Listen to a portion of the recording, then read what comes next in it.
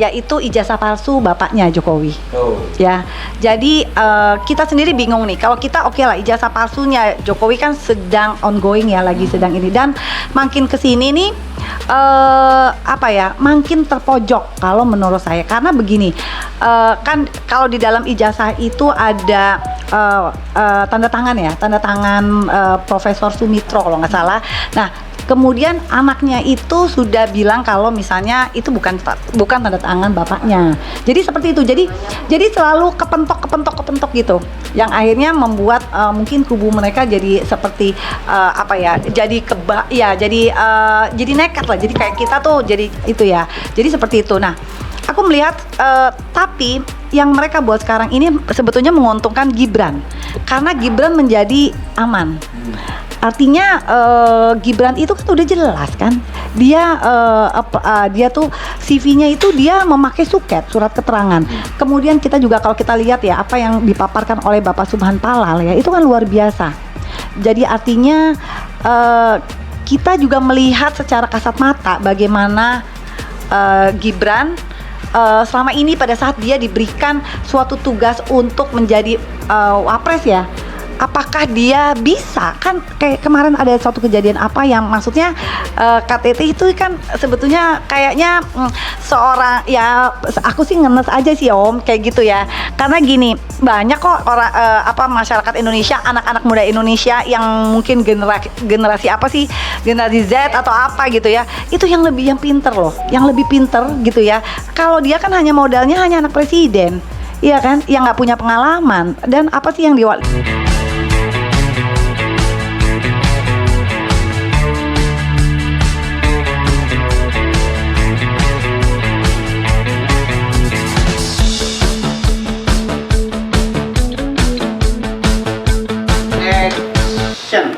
Assalamualaikum warahmatullahi wabarakatuh. Waalaikumsalam warahmatullahi wabarakatuh. Bapak-bapak, ibu-ibu, saudara aktivis seluruh Indonesia yang kami hormati, siang hari ini kami bersama para tokoh lapangan ya, tokoh yang peduli terhadap keadaan Indonesia, yang orang mengatakan Indonesia gelap dan lain sebagainya. Ya. Kali ini kita berada di rumah salah satu aktivis ARM ya, di rumah Bunda atau Bunda Wita ya. Kita lihat samping kami ada koordinator atau pimpinan dari presidium ARM. Dari ARM dan ada tokoh yang tidak asing lagi ya, Bang Eka ya, dari dari pejabat. Saya sendiri mewakili teman-teman dari YouTuber Perjuangan. Ya. Dari KISDI ya.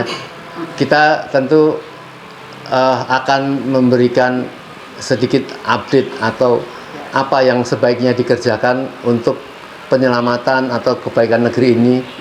Walaupun nampaknya alhamdulillah sudah mulai agak tenang, tetapi keadaan masyarakat tentu masih ke dalam keadaan yang sangat memprihatinkan, terutama keadaan ekonomi kita dan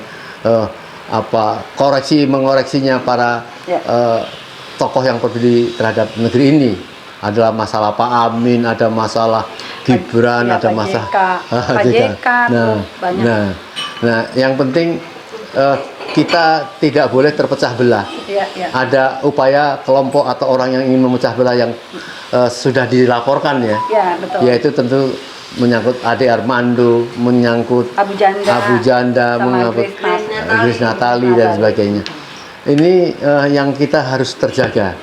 Oleh karenanya para tokoh baik yang tergabung di dalam GMKR, Poros Jakarta Bandung, masalah posisi 100, ARM dan sebagainya, kita selalu berbincang sebagaimana kita besok akan melakukan rapat ya, koordinasi. Kita paling tidak hari ini ada 3 tokoh yang kita akan melakukan satu koordinasi dulu ya. Mungkin saya pengen sedikit bocoran atau pandang dari Bang Eka ya. Mungkin kita semua sudah kangen, sudah beberapa hari ini tidak nongol ya. Betul. Kok sekarang nongol-nongol ternyata sudah masuk di dalam jajaran apa Kabinet. kabinet. Amin kalau aminin nggak? Karena selalu bersama dengan para tokoh di TNI ya, kayaknya sudah pakai seragam. Udah seragam. Oh, iya. Iya. Iya. Silakan Bang Eka, silakan Bang Eka. Baik. Baik. Assalamualaikum warahmatullahi wabarakatuh. Kita ngobrol apa Om Lim nih yang enak? Kemarin kan aku ormas. Harus menanggapi, jangan sampai lah orang-orang meneruskan mau melakukan Pak Amin. Pak Amin adalah orang sesepuh kita yang terhadap negeri ini. Iya. Jadi saat ini dinamikanya sangat-sangat tinggi, sangat-sangat bisa berpotensi terjadinya konflik horizontal dengan berbagai macam statement-statement yang keluar ya. Yang sedang ramai saat ini ya permasalahan Pak Yusuf Kalla. Ya, Pak Yusuf Kalla yang saat itu dikomentari oleh Abu Janda, Ade Armando, Grace Natali, dan juga dengan Ronald Sinaga atau Broron. Ya, maka ketika ada potongan-potongan videonya Pak JK dikomentari dengan sedemikian rupa, berharap bisa mengambil satu kesempatan dalam kesempitan yang pada akhirnya bumerang buat mereka sendiri. Ya, mereka bertiga ya dilaporkan oleh 40 ormas Islam. Nah, di situ juga ada pejabat dan ARM ya, yang melaporkan Abu Janda, Ade Armando, dan juga Grace Natali. Dan kejadian yang memang sangat miris ketika seorang Roland Sinaga ini dipukul. Ya, itu kan juga akses daripada ucapan statement dia di media sosial. Nah, ini yang kita khawatirkan ya, mereka melakukan hal tersebut ya, pemotongan video yang akhirnya dibarengi dengan narasi provokasi, narasi yang ingin membangun satu ujaran kebencian ya, yang akhirnya ditangkap atau ditanggapi oleh Gamki ya, membuat laporan dan akhirnya berbalik ya, jadi saling melapor. Ya, ini yang terjadi, yang kita khawatirkan terjadi konflik horizontal. Ya, ini menjadi satu catatan buat kita, seorang Yusuf Kalla yang bagaimana peristiwa Ambon Poso, beliau bisa mendeklarasikan Malino 1 dan 2, bagaimana perdamaian Aceh dengan perjanjian Helsinki-nya, itu kan motornya adalah pemerakarsanya adalah Pak Yusuf Kalla. Dan nggak mungkin juga Pak Yusuf Kalla ini mengeluarkan statement untuk memecah belah anak bangsa. Nah, ini kita lihat yang mau coba-coba untuk sekali lagi mengambil kesempatan dalam kesempitan tiga orang ini. Ya, kita tahulah karakter Ade Armando ini seperti apa.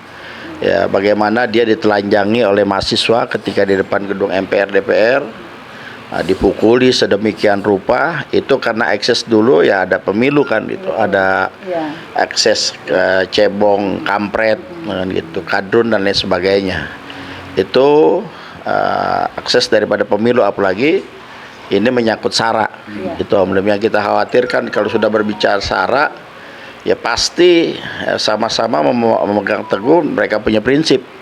Gitu. Nah, ini yang kita khawatirkan, jangan sampai terjadi hal seperti itu. Ya, Ade Armando saya rasa dia selalu akan membantah dan melakukan pembelaan-pembelaan terhadap dirinya, mungkin karena merasa aman.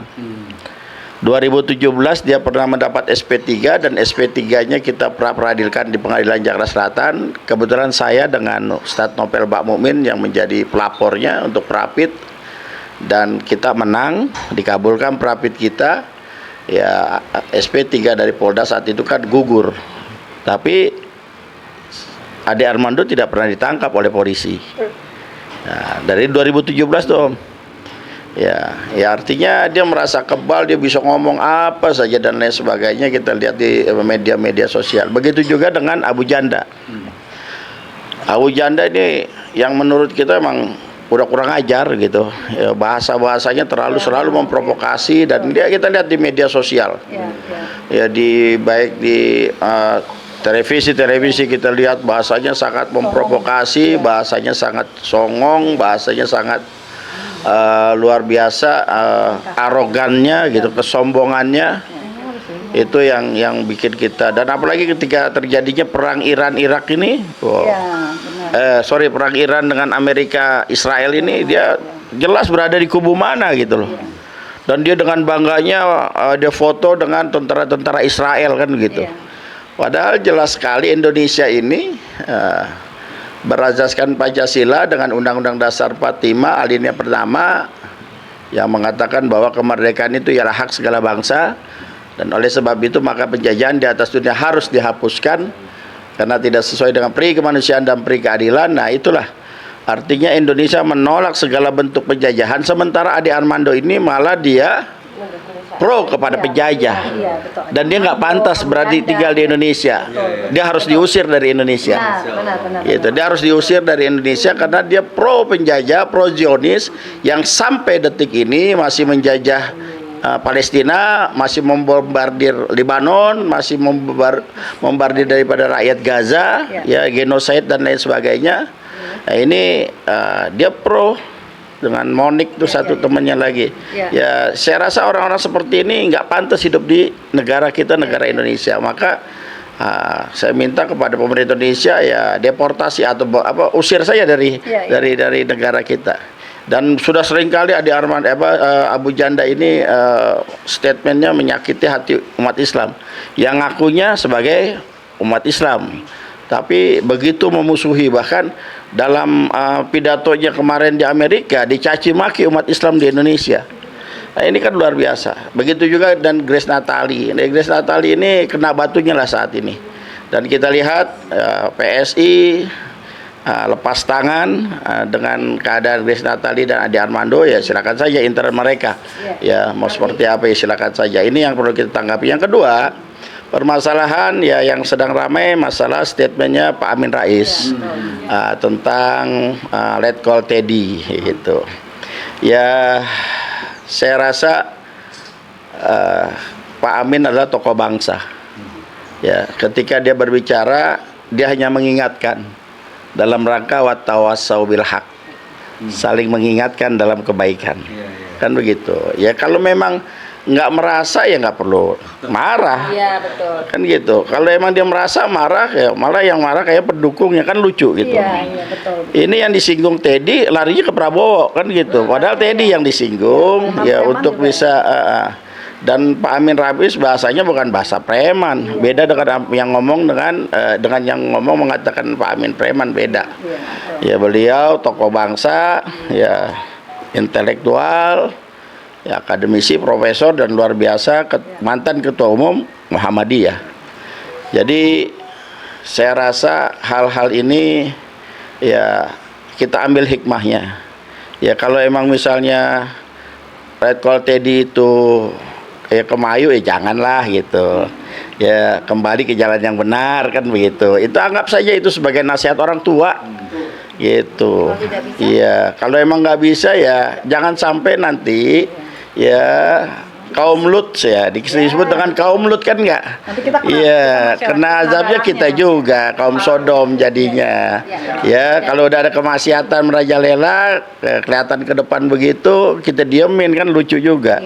Ya setidaknya MUI ya ngomong juga dikit gitu. Jangan sampai hal-hal yang begini tuh jadi melampaui batas. Ya jangan sampailah artinya omongan-omongan Pak Amin ini anggaplah sebagai jamu pahit tapi menyehatkan. Gitu. Jelas Pak Amin bukan musuh Prabowo. Bukan dia nggak benci sama Prabowo kok, nggak. Pak Amin ini menjaga bagaimana pemerintahan ini berjalan dengan baik, pemerintahan ini bisa mensejahterakan rakyatnya, ya pemerintahan ini benar-benar bisa menjalankan fungsinya sebagai pelayan ummah yang jadi khadimul ummah kan begitu, menjadi pelayan masyarakat, pelayan rakyat. Jangan mau dilayani dulu kan gitu. Nah, kalau ada hal-hal yang menyimpang dan lain sebagainya, wajar kalau ada yang mengingatkan. Ya, itu artinya beliau sayang. Ya, sayang sama Prabowo, sayang sama Teddy, bahasa kasarnya begitu. Malah jangan disimpulkan, dibalikin seolah-olah Pak Amin ini ingin menyerang. Enggak, Pak Amin saya rasa enggak menyerang, dia mengingatkan. Kan Ya. itu juga kan karena ada itu dimulai juga kan karena ada Sebab dan musabab. kan? Iya, ada kausal prima lah, ada sebab akibat. Betul. Kalau nggak ada sebab, nggak ada akibat. Iya. Kalau nggak ada asap, nggak ada api. Iya. Artinya ada omongan begitu pasti. Dan saya hakul yakin orang sekali berpak Amin, dia tidak akan ngomong sembarangan tanpa ada fakta. Betul. Dia mungkin didengar dari ini dan lain sebagainya. Dia nggak mungkin omongan medsos yang seliberan itu dijadiin patokan sama Pak Amin, nggak mungkin. Iya. Pasti sudah ada A1 yang bicara ataupun memang orang yang pernah dan lain sebagainya. Artinya sekali Pak Amin nggak mungkin gosip murahan dijadikan patokan untuk dia berbicara, nggak mungkin. Ya. Pasti sudah melihatnya dan lain sebagainya. Ada orang yang mungkin tahu, yang lebih paham dan lain sebagainya. Itulah mungkin sudah puncaknya yang harus disampaikan, ya disampaikan. Sekali lagi, omongan keras, omongan yang memang kelihatannya pahit, ya anggaplah sebagai jamu untuk menyehatkan semuanya. Itu Om Lim. Terima kasih. Boleh tanya nggak? Iya. Tadi kan Bang Eka bilang kan, kalau sepertinya nih Grace Natali, Ade Armando ya, dan Permadi Arya lah gitu. Itu mereka itu sepertinya mereka songong karena mereka punya mereka seperti ada di atas angin karena mereka sekarang ini ada kekuasaan. Nah, sekarang yang aku mau tanya adalah siapa sih mereka ini? Karena kan mulai dari 2019 ya mereka memang ya songong ya, apalagi Ade Armando, kenapa dia ada di DPR kan ada sebabnya juga kan. Nah, sekarang pertanyaannya tuh, apakah orang yang di balik mereka itu masih sama seperti yang sekarang? Ya, nggak beda jauh. Iya. Ya, kalau Ade Armando dan Grace Natali jelas background partainya. Iya. Ya, kalau Permadi Arya kan selalu mengatasnamakan Banser. Oh iya. Dia selalu mengatasnamakan NU kan gitu, pakai seragam selalu begitu. Kelakuannya kan dajal. Benar, betul. Kelakuannya tidak mencerminkan dia seorang Nahdiyin, ya. Tidak mencerminkan sebagai muridnya Syekh Hadratus Syekh Hasyim Asy'ari kan gitu. Tapi kelakuannya ini jauh, bahkan dengan Israel sendiri dia bangga kan gitu. Artinya di belakang ini ya sudah jelas siapa mereka. Orangnya itu juga. Ya, sampai berani sekali lagi Ade Armando 2017 sudah jadi tersangka. Ya, SP3-nya sudah dibatalkan oleh PN Selatan, nggak ditangkap. Masih nggak ditangkap. Nah, Sama aja juga dengan itu khawatir ada sesuatu di situ yang memang tidak bisa dilepaskan. Ya, jadi ya pastilah ada kekuatan-kekuatan yang sampai saat ini ya dia masih dilindungi. Tapi ingat, sekuat apapun ya apes tidak ada harinya. Suatu saat dia akan menerima itu karena tidak akan pernah langgeng satu kezoliman selama masih banyak kita yang berani menegakkan kebenaran. Gitu, Ya, baik. Menarik sekali apa yang disampaikan Mas Eka ya. Beberapa hal yang namanya kita bincang-bincang ya. Ini yang perlu diantisipasi karena jangan sampai membelokkan persoalan kepentingan bangsa ini. Betul. Sehingga Mas Eka perlu menyampaikan di dalam keadaan hiruk pikuk negeri seperti ini kemudian timbul orang yang memecah belah. Iya, betul. Ade Armando itu sempat disebut oleh salah satu senior kita, Salim Said, mengatakan bahwa membongkar sejarah keluarga Ade Armando ini memang keluarga PKI. Jadi jangan sampai terjadi kita ini kemudian dipecah belah dengan kemudian kita menghantam JK, padahal Pak JK itu sudah dikenal sebagai seorang tokoh gitu ya. Nah, saya kira tadi menarik apa yang disampaikan Mas Eka. Tapi nanti kita perluas lagi. Satu hal yang penting tapi mungkin Mbak Menuk mungkin banyak mengikuti bagaimana. Saya kira sudah berapa kali melancarkan silaturahmi ke wakil presiden.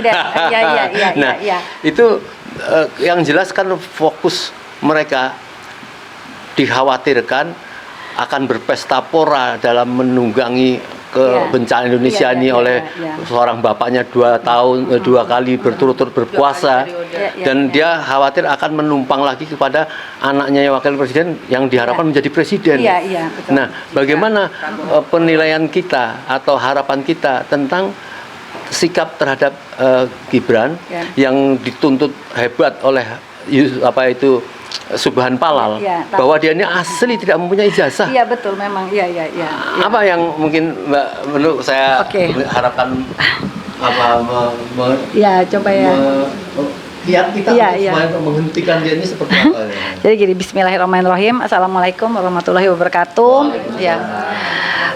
Satu pesan jadi sebelum kita masuk ke Gibran ya Om, satu pesan untuk semua masyarakat Indonesia adalah kita harus pintar, jangan mau kita dipecah belah, dan pada saat kita melihat ada suatu masalah jangan hanya melihat itu aja, tapi kita harus melihat ke hulunya apa sih gitu.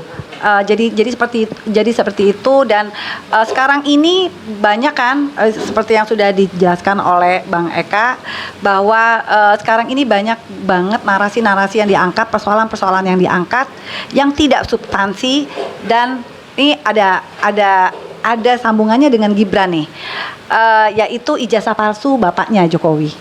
Ya, jadi kita sendiri bingung nih. Kalau kita oke lah, ijazah palsunya Jokowi kan sedang ongoing ya, lagi sedang ini, dan makin kesini nih makin terpojok kalau menurut saya, karena begini, kan kalau di dalam ijazah itu ada tanda tangan Profesor Sumitro kalau nggak salah. Nah, kemudian anaknya itu sudah bilang kalau misalnya itu bukan tanda tangan bapaknya. Jadi seperti itu. Jadi selalu kepentok gitu. Yang akhirnya membuat mungkin kubu mereka jadi seperti jadi nekat lah. Jadi kayak kita tuh jadi itu ya. Jadi seperti itu. Nah, aku melihat tapi yang mereka buat sekarang ini sebetulnya menguntungkan Gibran. Karena Gibran menjadi aman. Artinya Gibran itu kan udah jelas kan, dia tuh CV-nya itu dia memakai suket, surat keterangan. Kemudian kita juga kalau kita lihat ya apa yang dipaparkan oleh Bapak Subhan Palal ya, itu kan luar biasa. Jadi artinya kita juga melihat secara kasat mata bagaimana Gibran selama ini pada saat dia diberikan suatu tugas untuk menjadi wapres ya. Apakah dia bisa, kan kayak kemarin ada suatu kejadian apa yang maksudnya KTT itu kan sebetulnya kayaknya seorang ya, aku sih ngenes aja sih Om kayak gitu ya, karena gini banyak kok orang masyarakat Indonesia, anak-anak muda Indonesia yang mungkin generasi Z atau apa gitu ya, itu yang pinter loh, yang lebih pinter gitu ya. Kalau dia kan hanya modalnya hanya anak presiden. Iya kan, yang nggak punya pengalaman, dan apa sih yang dilakukan sebagai wali kota, dan kemudian dan ingat juga selama 10 tahun bapaknya itu banyak juga berita-berita mengenai terduganya yang KPK ya, yang segala macam. Jadi memang di dalam pemilihan Gibran KKN itu kan musuh dari demokrasi. Kenapa bisa? KKN itu pintu masuk dari kehancuran dari suatu negara, dan ini kita alami. Kalau kami ARM, karena kami itu fokus kepada masa depan anak-anak kita ya, dan kami tidak mau kami mengalami lagi hal yang sama seperti sekarang dengan bapaknya. Jadi kami tidak mau, jadi artinya kami tetap akan teriak, kami tetap akan bertanya kepada Gibran. Kan boleh ya, kami sebagai warga negara kan kita boleh, kita tuh kemana, ke kantornya Gibran ya, untuk bertanya, Mas Gibran ada nggak sih ijazahnya, kan kayak gitu loh, ya kan? Dan jangan lagi dengan alasan itu adalah hak privacy, bukan. Selama Anda menjadi pejabat publik, yang berkaitan dengan kebijakan itu adalah hak masyarakat. Jadi gitu. Jadi kemudian dan kami sendiri kalau di dalam perkembangan ijazah palsunya Jokowi ya, kami juga tidak diam, karena kami akan mencari sampai aktor otak dari dibikinnya ijazah di Pasar Pramuka. gitu. Jadi kami akan laporkan. Ada gerombolan yang mau mengkritik. Iya, kayak gitu. Jadi jadi gini. Sekarang ini kita sibuk bicara palsu, ya kan? Nah, kalau palsu itu kan ada yang bikin kan? Nah, kan dari awal itu memang katanya dibikin di pasar Pramuka. Nah, kita sudah tahu terduga kita sudah tahu aktornya gitu ya, yang sekarang juga masih duduk di pemerintahan, dan kita akan terus kejar. Kita tidak peduli, kita masih punya waktu yang panjang. Jadi ibarat kata ya silakan, pasti mereka juga makin lama makin terpojok. Kan yakin kan Om, kalau kejujuran kebohongan itu tidak akan bisa bertahan lama kan, selama masih banyak orang jujur dan orang yang berani untuk berbicara dan melawan. Itu aja sih Om dari saya. Saya tambahin sedikit. Iya. Bagaimana menurut Mbak Menu dipaksa-paksakan Gibran itu, katakanlah termasuk orang tuanya menjadi wakil presiden? Apakah dia sedang berbuat baik pada anaknya, atau sebenarnya dia sedang menghinakan anaknya, menghinakan bangsa Indonesia? Iya, menghinakan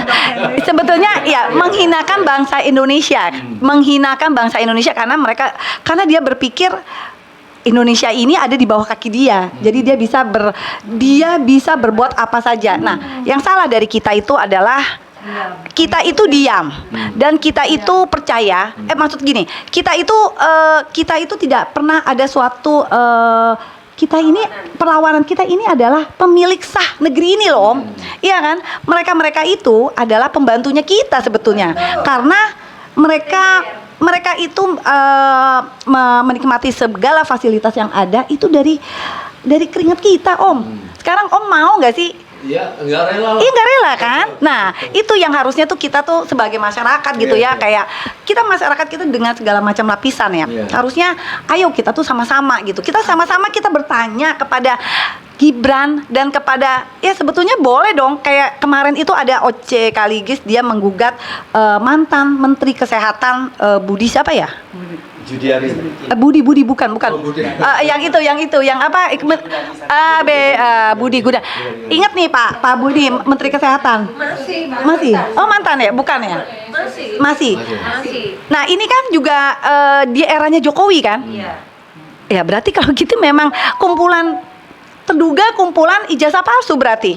Dan ingat juga gitu ya, yang dibuat oleh Menteri Kesehatan ini itu luar biasa loh. Dia pada saat itu dia membuat suatu peraturan untuk mengharuskan anak-anak baik dewasa sampai anak-anak itu diharuskan untuk vaksin. Berapa puluh ribu orang yang sudah meninggal korban itu. Jadi harusnya harusnya gimana ya? Harusnya kita tuh masyarakat Indonesia ini marah loh sama apa yang terjadi sama pemerintahan ini gitu. Kita pajak kita diambil oleh mereka, dinikmati, tapi mereka ngasih kita tuh kotoran gitu loh Om. Kan kurang ajar tuh Om. Ya kan, marah nih saya nih Om. Ya itu aja Om gitu. Jadi pemirsa, saudara sekalian, para aktivis, pada saat ribut-ribut orang pencalon Gibran dan sebagainya, ini ARM, ibu ya, nona muda ini, dia kepengen tidak langsung melakukan penyebaran disinformasi yang luas. Mereka ini mendatangi, betul banyak videonya ya.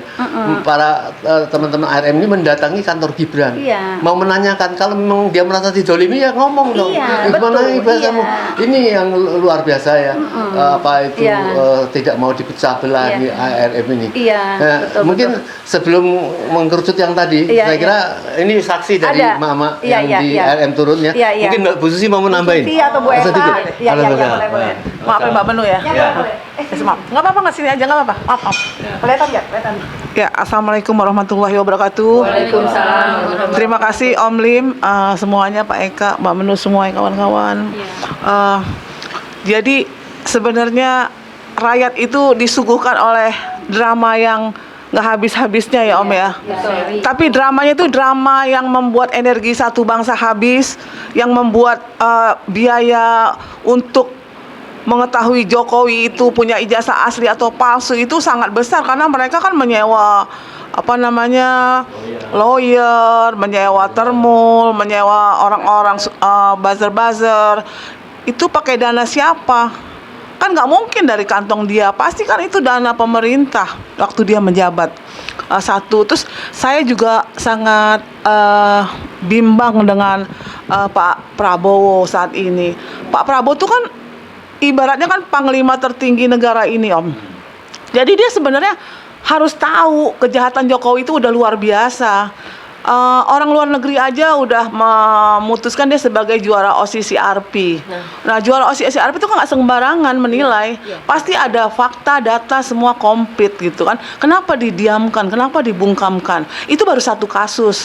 Belum kasus lain seperti IKN, seperti WUS, seperti PIK 2, seperti Wadas, seperti Rempang. Itu semuanya dikuasai sama Jokowi dan gerombolan-gerombolannya. Itu yang menghancurkan rakyat semesta, rakyat Indonesia. Tanah-tanahnya dirampok, terus lautnya ditutup, dipagar, dan hampir semua dari Sabang sampai Merauke, pantai-pantai itu udah ditutup sama oligarki, Om. Dengan kelenteng-kelentengnya, dengan tepekong-tepekongnya, itu udah hampir semuanya. Dan Morowali aja yang segitu besarnya itu kok pada merem pejabat-pejabat ya. Itu kan penjarahan yang sangat luar biasa. Apakah semua pejabat itu sudah dipegang kepalanya, jadi nggak berani berkutik, atau dibiarkan dulu mereka berkorupsi, setelah itu ditarik ulur tarik gitu kan, jadi mereka nggak berani komplain karena udah punya kartu truf masing-masing gitu. Pak Prabowo, Bapak sebagai jenderal harusnya Bapak punya rasa kesatria, Pak. Bapak tuh gampang, Pak, adili dan tangkap Jokowi. Jadi Jokowi itu udah banyak kebijakan-kebijakan dia yang amburadul, yang merugikan seluruh rakyat Indonesia, mendatangkan warga-warga asing yang tidak ada izin atau permit yang sah datang kemari sebagai turis, tapi dipekerjakan di pelosok-pelosok pertambangan ilegal. Pertambangan itu dengan lubang yang menganga, Om, sampai sekarang tidak ada reklamasinya lagi. Jadi setelah mereka nambang ditinggalkan, akhirnya lubang besar. Nambang ditinggalkan lubang besar, tapi hasilnya tidak dinikmati oleh rakyat Indonesia. Mereka seenak-enaknya ngambil emas di setiap daerah, emas semuanya, batu bara atau apa semuanya. Pak Prabowo tuh harusnya bijak sebagai kepala negara, Pak. Bapak harus lihat, Pak, Jokowi itu kesalahannya udah sangat luar biasa, sangat luar biasa. Anaknya dijadikan wapres, sedangkan wapres tidak berkemampuan.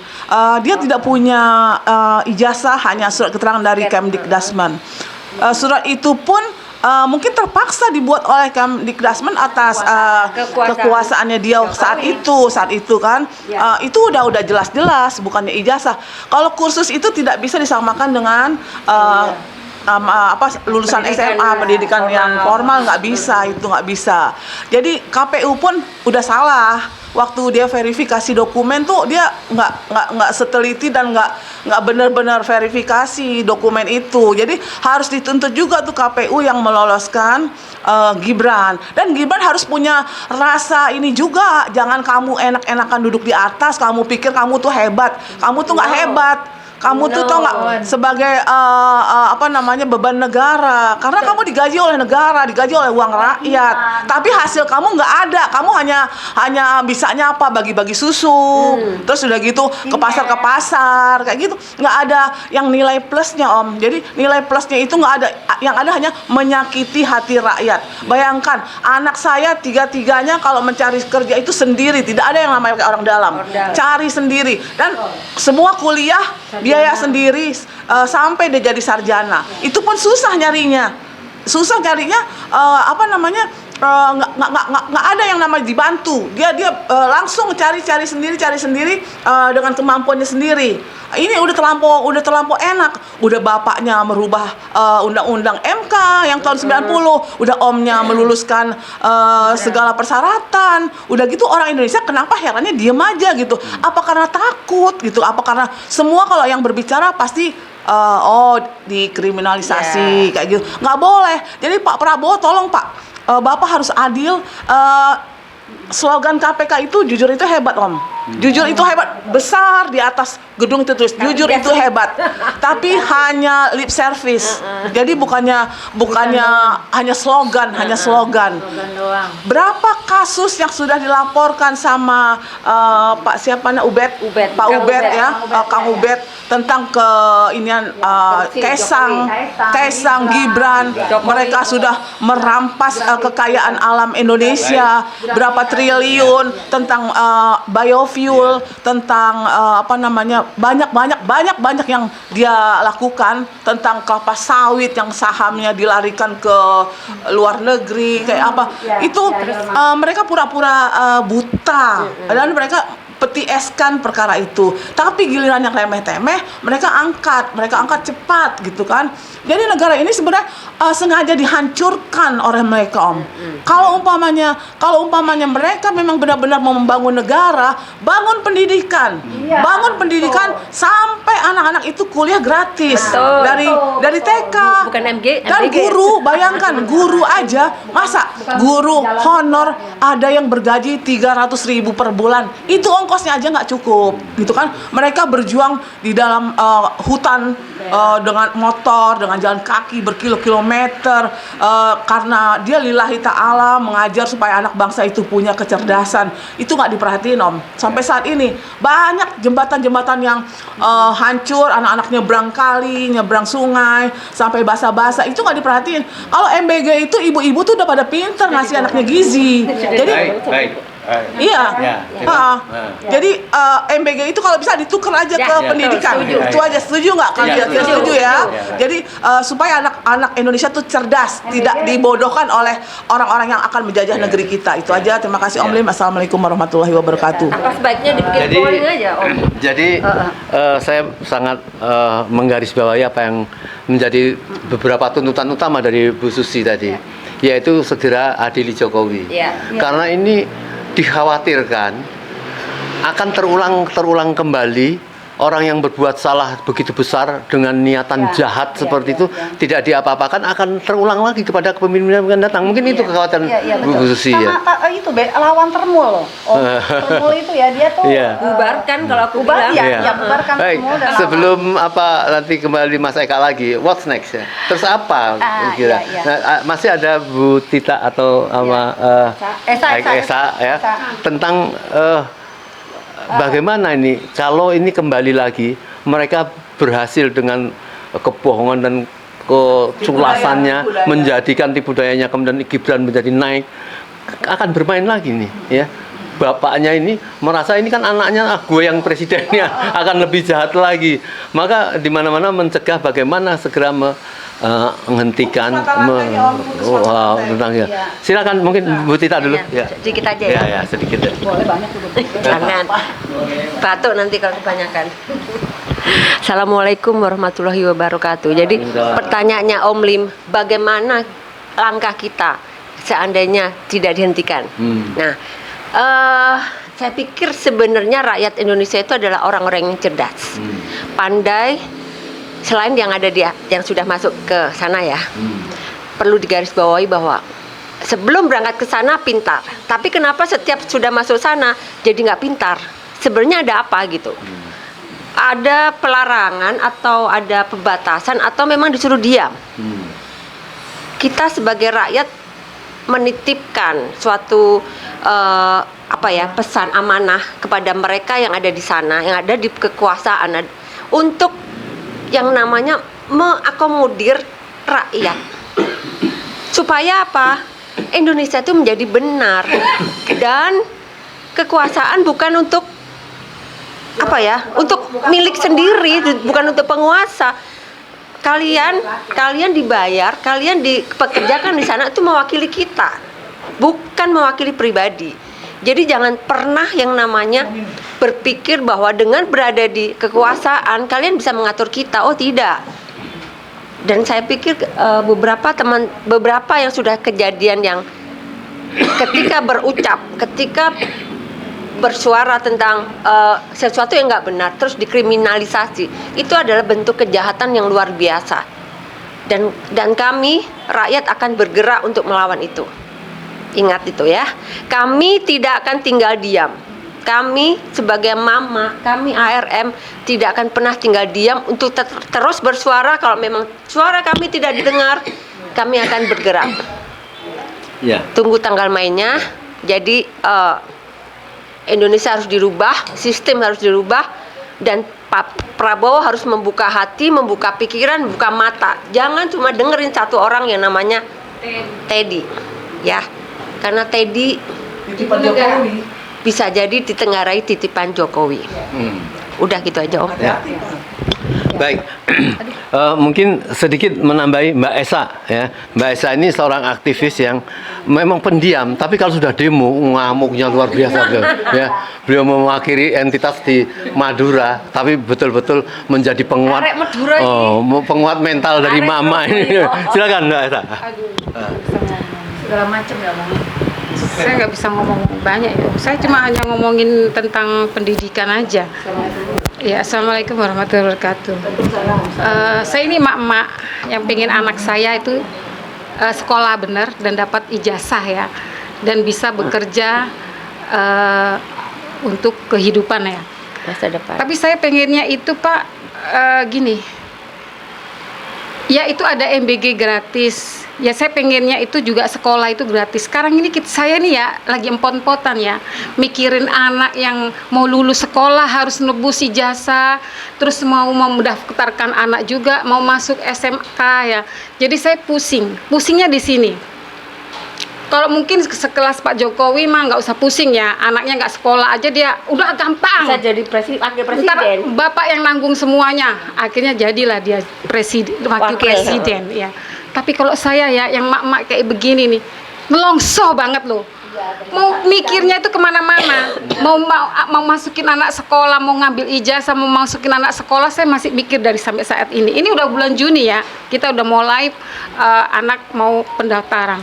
Saya berharap sekolahan ini juga gratis gitu loh, jangan MBG aja gitu loh. Terutama juga kesehatan.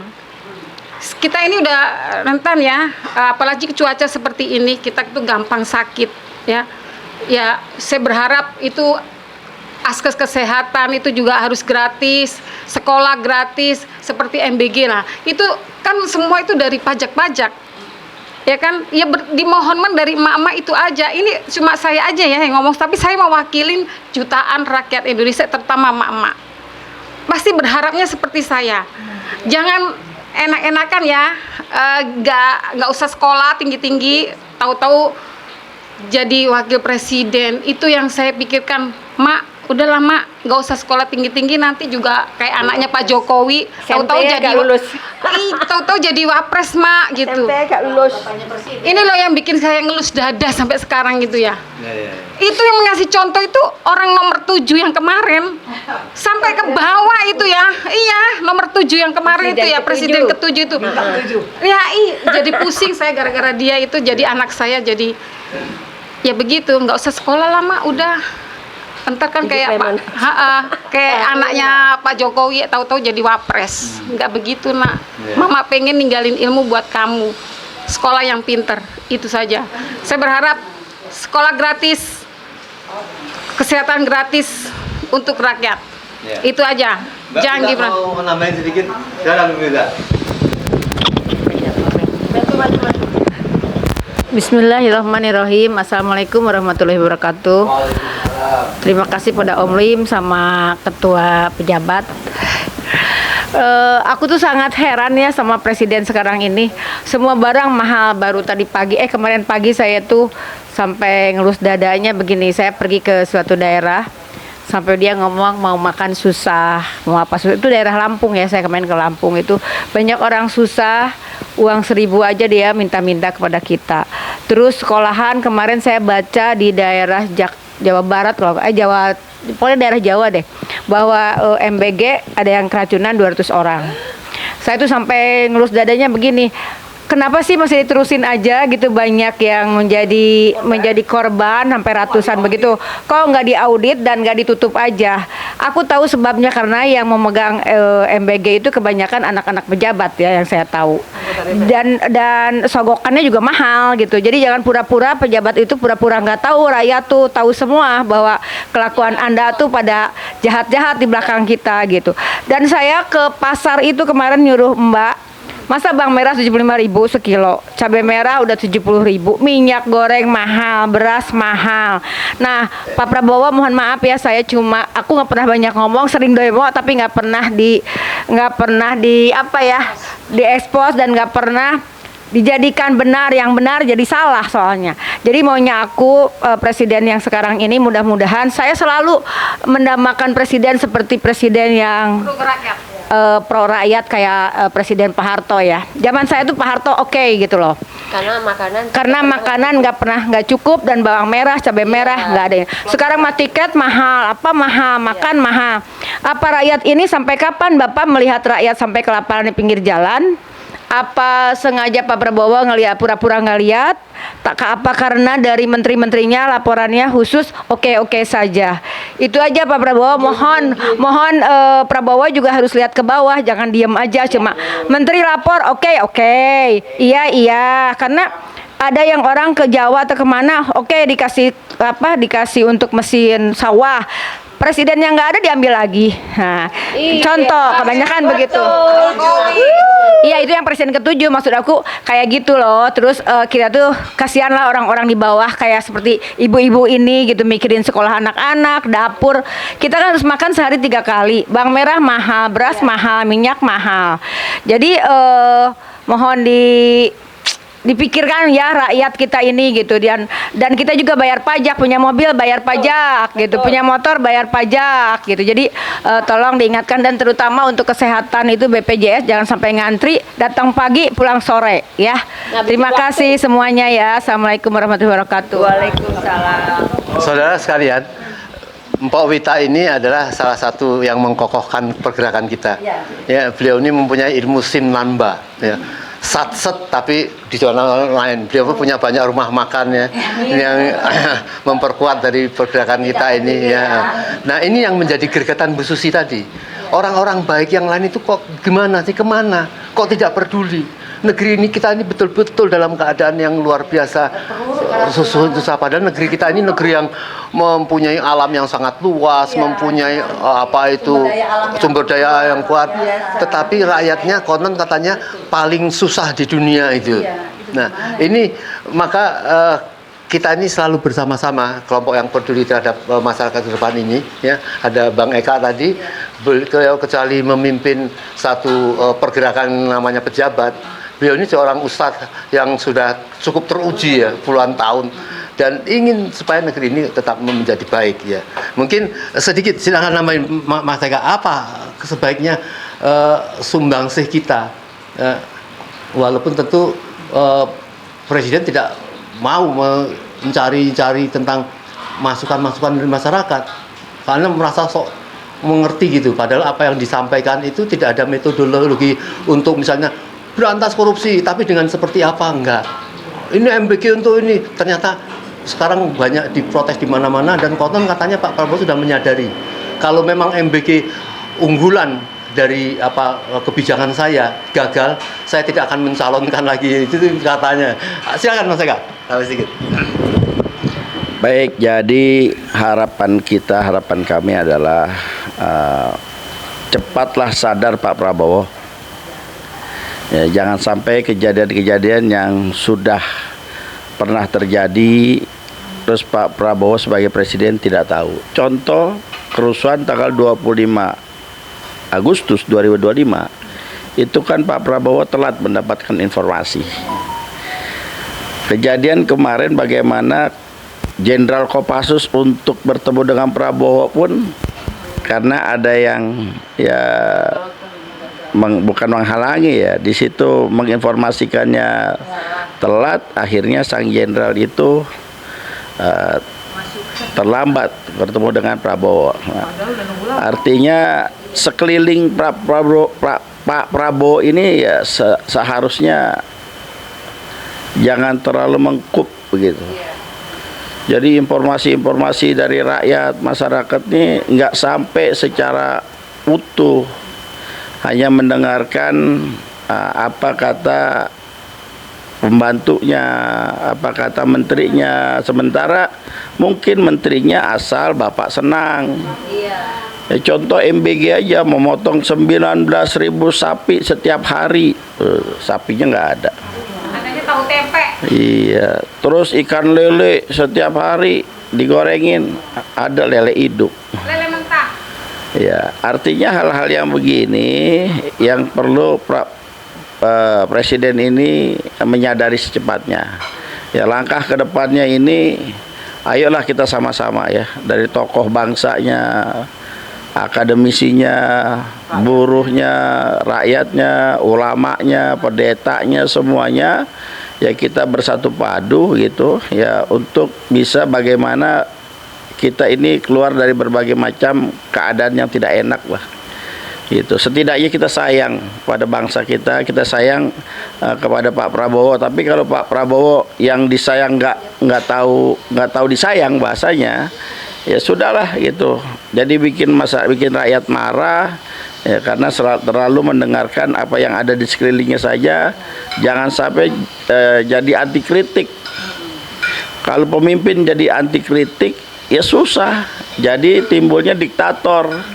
Kalau sudah timbul diktator, maka akan terjadi banyak ya gerakan-gerakan yang tidak setuju dengan kediktatoran tersebut, yang pada akhirnya terjadilah konflik antara rakyat dengan pemerintah.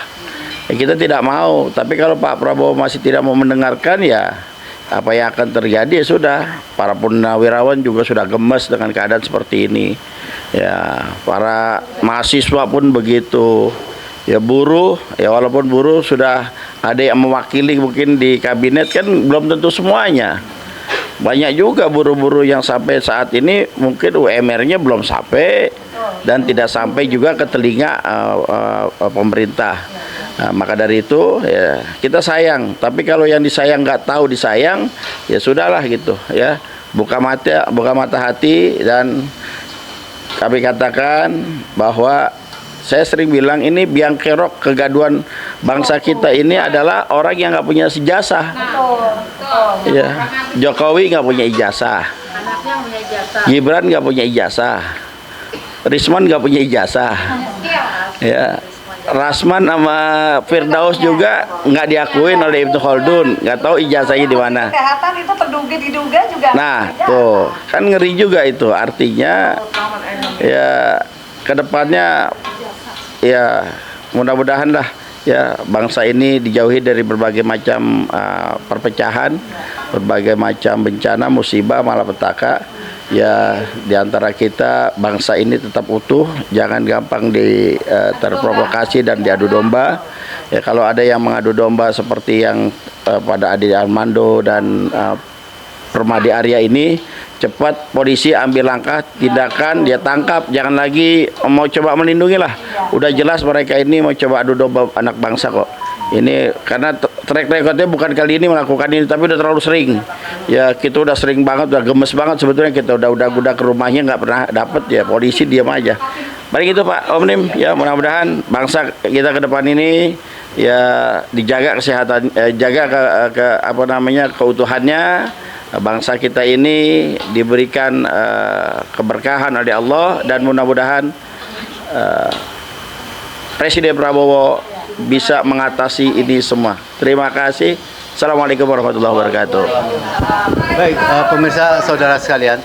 Jadi jelas Bang Eka tadi mengkhawatirkan ya Pak Prabowo supaya memperhatikan masukan-masukan dari rakyat-rakyat tercintainya untuk penyelamatan Indonesia. Jangan menjadikan Bapak itu orang yang otoriter ya. Kalau orang otoriter itu nanti khawatirnya pasti akan menjadi tirani. Kalau udah tirani itu gelap mata ya.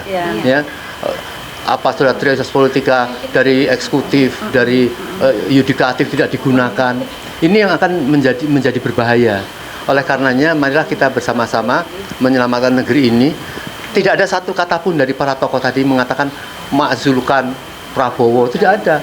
Lain dengan orang-orang yang sekarang sedang kayaknya diuber-uber, Saiful Mujani, kemudian ada Bahrawi, dan dia tidak salah juga.